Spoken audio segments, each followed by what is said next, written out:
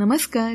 शब्दफुले या आपल्या पॉडकास्टवर मी सुजाता आपलं मनापासून स्वागत करते. हा आहे शब्दफुलेचा भाग 110. आज आपण ऐकणार आहोत एक रोमांचक कथा आणि ह्या कथेनंतर कथेचे लेखक अमोल परब यांच्याशी आपण थोडंसं बोलणारही आहोत. तर आता ऐकूया कथा आपकी आंखों में कुछ. लेखन अमोल परब. शब्दफुले बाय सुजाता. कथा काव्य आणि नाट्यमय मनोरंजन ऑडिओ स्वरूपात.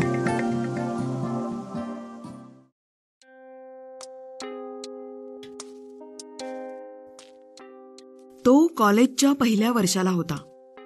शांत, कुणाच्या अध्यात ना मध्यात. जास्त कोणामध्ये मिसळणं त्याला माहीतच नव्हतं. लहानपणापासून बुजरा असलेल्या त्याला काही जण शिष्ट म्हणायचे तर काही जण बुळ्या. त्याला मित्र असे कधी नव्हतेच. जिथे मित्र नाहीत तिथे मैत्रिणींचा तर दूर दूरपर्यंत विषयच नव्हता. जिथे शाळेत लोकांची अफेअर सुरू होतात तिथे अख्खी शाळा संपून देखील तो एकाही मुलीशी कधी एका शब्दाने देखील बोलला नव्हता. त्याला जमलंच नाही कधी. कॉलेजला ऍडमिशन घेताना देखील अखेर त्याच्या वडिलांनी त्याला समजावलं होतं, बेटा, आयुष्य फक्त स्वतःपुरतं मर्यादित नसतं. अरे जगून घे, बाहेर पड स्वतःच्या कोशातून. पण त्याला ठरवून सुद्धा जमत नव्हतं ते. तो असाच होता, स्वतःच्या नजरेत उपेक्षित. एक एकटा राहायचा घुम्यासारखा. अशात एके दिवशी त्याला ती दिसली, त्याच्यासारखीच कुणीतरी. गर्दीत हरवलेली, स्वतःशीच भांबावलेली. ती दिसायला तशी सर्वसाधारणच. सरासरी उंची, मध्यम बांधा, स्त्री सुलभ लज्जा, काळे भोर केस, गोबरे गाल आणि बाकी इतर स्त्रीतत्वाचं लक्षणीय प्रमाण. पण या सगळ्यापेक्षा तिच्याकडे असलेले तिची सगळ्यात लक्षवेधी गोष्ट म्हणजे तिचे डोळे. तिचे डोळे खरंच खूप छान होते. जीव लावणारे, जीव घेणे असे तिचे डोळे. एक वेगळीच ओढ होती तिच्या नजरेत. आणि हे त्याला त्यांच्यातल्या एकमेकांवर हरेक रेंगाळणाऱ्या नजरेच्या जुगलबंदीतून जाणवायचं. ती देखील त्याच्यासारखीच होती, आजूबाजूच्या गर्दीशी अनभिज्ञ, स्वतःच्या अस्तित्वाला सगळ्यांपासून वाचवीत, आपलं आपलं जगणारी, जसा की तो होता. तो तिला निरखून पाहत असायचा, जणू काही ती त्याचंच प्रतिबिंब होती. अचानक नजरानजर झाली, श्वास अडखळले आणि तो तिच्या डोळ्यात हरवला. आपकी आंखों में कुछ महके हुए से राज है, आपसे भी खूबसूरत आपके अंदाज है. यानंतर त्याची नजर तिच्यासाठी वेडी पिशी झाली होती. तो तिच्या नजरेत अडकला होता. तिच्या सौंदर्याची व्याख्या समजून घेऊ पाहत होता. तिच्या नजरेच्या टप्प्यात तो स्वतःला ठेवायचा. तिच्या प्रत्येक छोट्या छोट्या गोष्टींची नोंद ठेवायचा. तिच्या हर एक अदेवर स्वतःचे अंदाज ठरवायचा. तो शोधायचा तिला आणि पर्यायाने तिच्या डोळ्यांना, ज्यांनी त्याला तिचा दिवाना बनवलं होतं. पण हे सगळं तो जगापासून लपवून करत होता. त्यात देखील स्वतःला दुनियेपासून अलिप्त ठेवण्याच्या तिच्या सवयीचा त्याला आपसुकच फायदा झाला. हळूहळू त्यांच्या प्रयत्नांना यश आलं. कशीबशी एकदाची ओळख झाली, ओळखीचं रूपांतर मैत्रीत, आणि मग मैत्री झाल्यावर तिच्याबद्दलची त्याची आवड आणि त्याच्याबद्दलचा तिचा विश्वास, हे दोन्ही अजून वाढत गेलं. त्यांच्यातल्या गप्पा, त्यांच्यातली जवळीक, त्यांच्यातली आपुलकी, जी की आता दोघांनाही हवीहवीशी वाटत होती. दोघे अगोदरच जगापासून नामानिराळे होते. आता तर दोन माणूसघाणी माणसं एकमेकांना भेटली होती. म्हणजे आता तर त्यांच्या बाबतीत इतर जगाने देखील आशा सोडली होती. ती आता समोरून त्याला भेटू लागली होती. तिच्या जगात त्याच्यासाठी एक वेगळी आणि हक्काची जागा तयार करत होती. त्याचं सगळं ऐकत होती. त्याची स्वप्न जगत होती.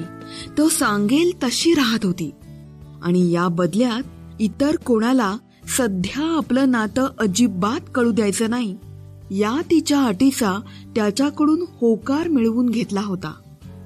आणि त्याला देखील हेच हवं होतं, कारण तो तिच्यासाठी तयार होता, पण तिच्या सोबतच्या नात्याला सगळ्यांसमोर मान्य करण्यास नाही. निदान सध्या तरी नाही.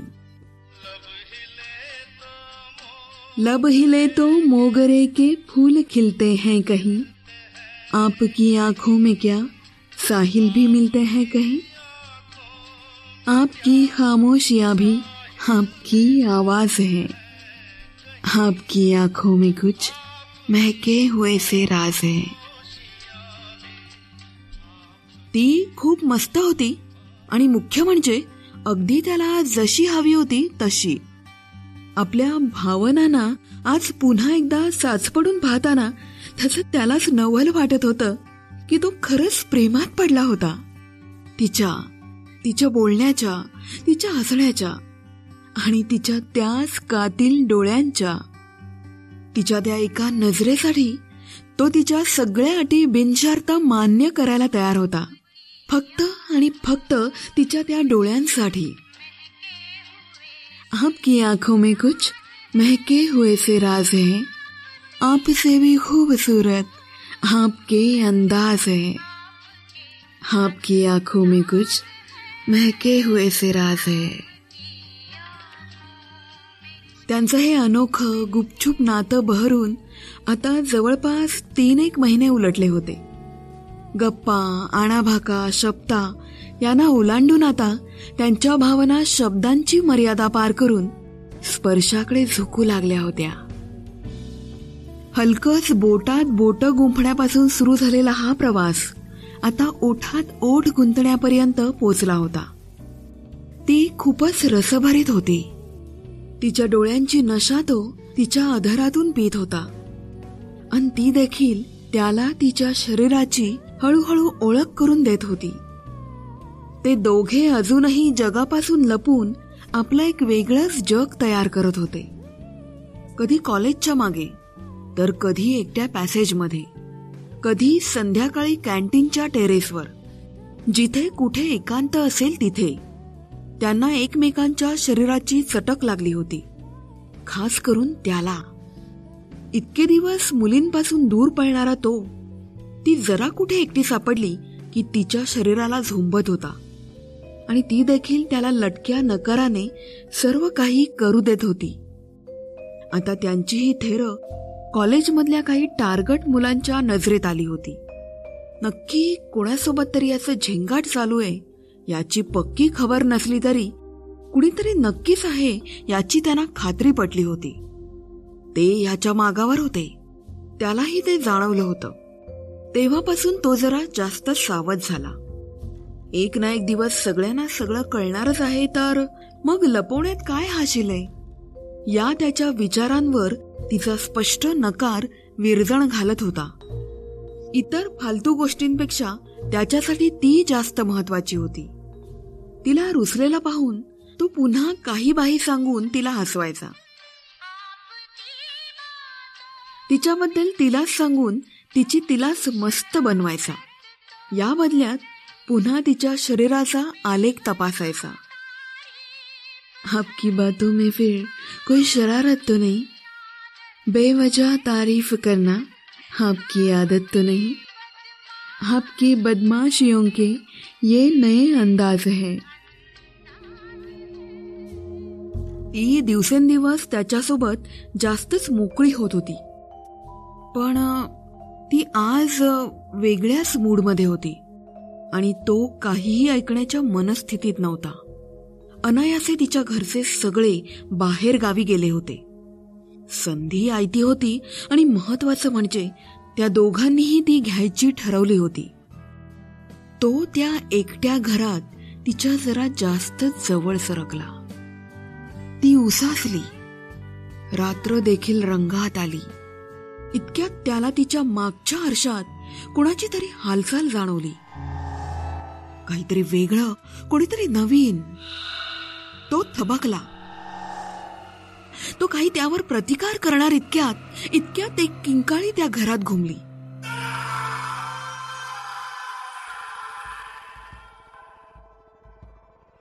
पोलीस पंचनामा करत होते. आज पुन्हा या घरात त्यांना डोळे नसलेल्या मुलाची डेड बॉडी सापडली होती. अख्खं शरीर धडधाकट, अंगावर कसल्याही इतर खुणा नाहीत, फक्त जीव नाही आणि डोळे गायब. या असल्या प्रकाराने पोलीसही चक्रावले होते. काय चाललंय हे त्यांना काहीच कळत नव्हतं. आणि जिला हे माहीत होतं ती समोरच्या पिंपळाच्या झाडावर बसून त्याच्या खोबणीतून काढलेल्या डोळ्यांना हळूहळू सगळं हलकेच गुणगुणत बसली होती. आपकी आंखों में कुछ महके हुए से राज है. आपल्या त्याच जीवघेण्या नजरेने त्याच्या निर्जीव कलेवराकडे एकटक पाहत.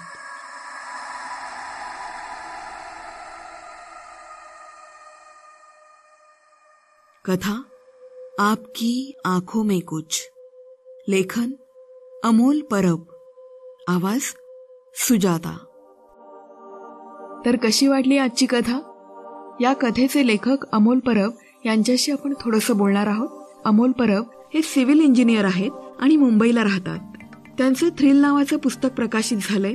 त्यांच्या रेफ्युज एरिया नावाच्या लघुकथेवर आधारित short film Cannes short film festival 2023 मध्ये नामांकित झाली होती.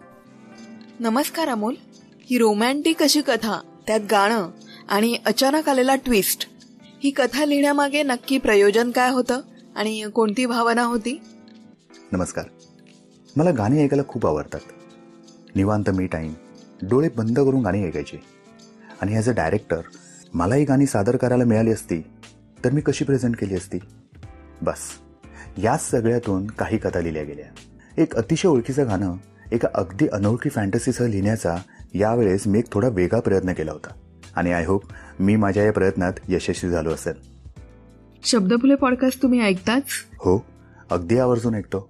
आपण मोठे झालो तरी कधी कधी असं वाटतं ना की कोणीतरी आपल्याला गोष्ट सांगितली पाहिजे, अगदी छान खुलवून, ऐकताना आपल्याला भिडली पाहिजे. शब्दफुले या पॉडकास्टवर कथा ऐकताना अगदी हाच अनुभव येतो. जसं की भय या कथेतला थरार, तिच्या स्वप्नातला राजकुमार या कथेतील भावनिक क्षण, अनोखी डेट या कथेमधल्या नात्यातला हळूहळपणा खास आवडला होता. Thank you so much Amol. शब्दफुलेचा 108 भाग होता तिच्या स्वप्नातला राजकुमार. आणि आज आपण जी कथा सादर केली ती रोमॅन्टिक तर आहेच, पण त्याचबरोबर हॉरर ट्विस्ट आहे त्याला. तर तुम्हाला स्वतःला कोणत्या प्रकारचं लेखन करायला आवडतं? असं काहीच ठरवून लिहित नाही. जे जेव्हा फील करतो ते तसं कागदावरती उतरवतो. मी वेगवेगळ्या स्टाईल्समध्ये लिहितो. भयकथा, लव्ह स्टोरीज लिहिताना मजा येते. मग कधी कधी दोन्ही एकत्र लिहिण्याचा एक प्रयत्न करतो ॲज अ रायटर्स चॅलेंज.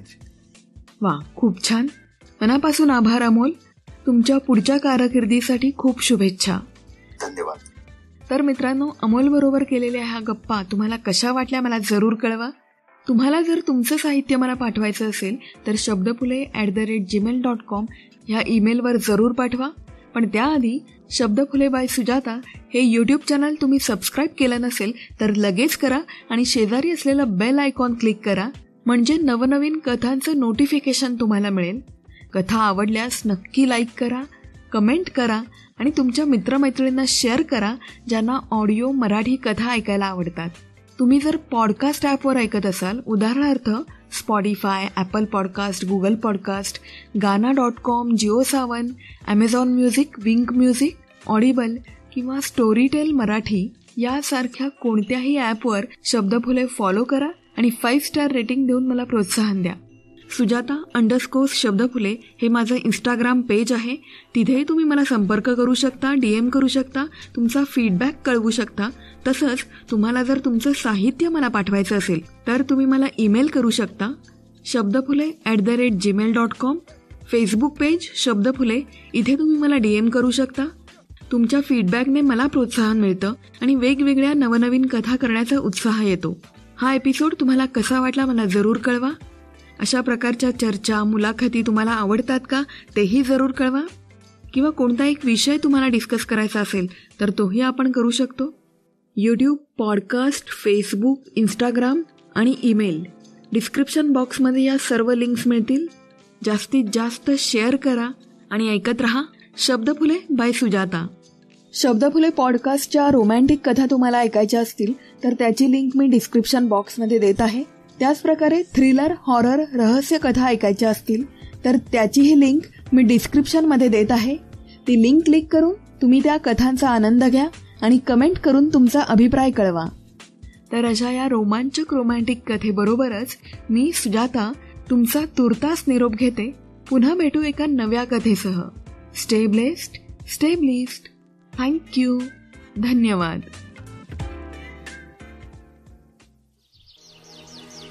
गडद काळोखाचा विळखा पडण्यापूर्वी कालीच्या मंदिरात पोहोचावं या विचारानं त्याने चालण्यास सुरुवात केली. पण विरलेल्या वस्त्राप्रमाणे झालेल्या त्याच्या शरीरातून एक कळ सापाप्रमाणे सळसळली आणि त्याचं शरीर वेदनेनं थरथरलं. अनामिक भीती त्याच्या अंगात संचारली. पांढऱ्या चोचीचं अन बसक्या मानेचं तेच गिधाड आपल्या मानगुटीवर बसलंय असं त्याला क्षणभर वाटलं आणि तो जीवाच्या आकांतानं असहाय्यपणे ओरडू लागला. त्याचा आवाज बराच काळ त्या निर्जन अशा घनदाट अरण्यात घुमत राहिला. कथा अनुत्तरित. हा पूर्ण भाग ऐकण्यासाठी शब्दफुले बाय सुजाता या यूट्यूब चॅनलला भेट द्या किंवा तुमच्या मोबाईलमध्ये असलेल्या कोणत्याही म्युझिक ॲपवर ऐका.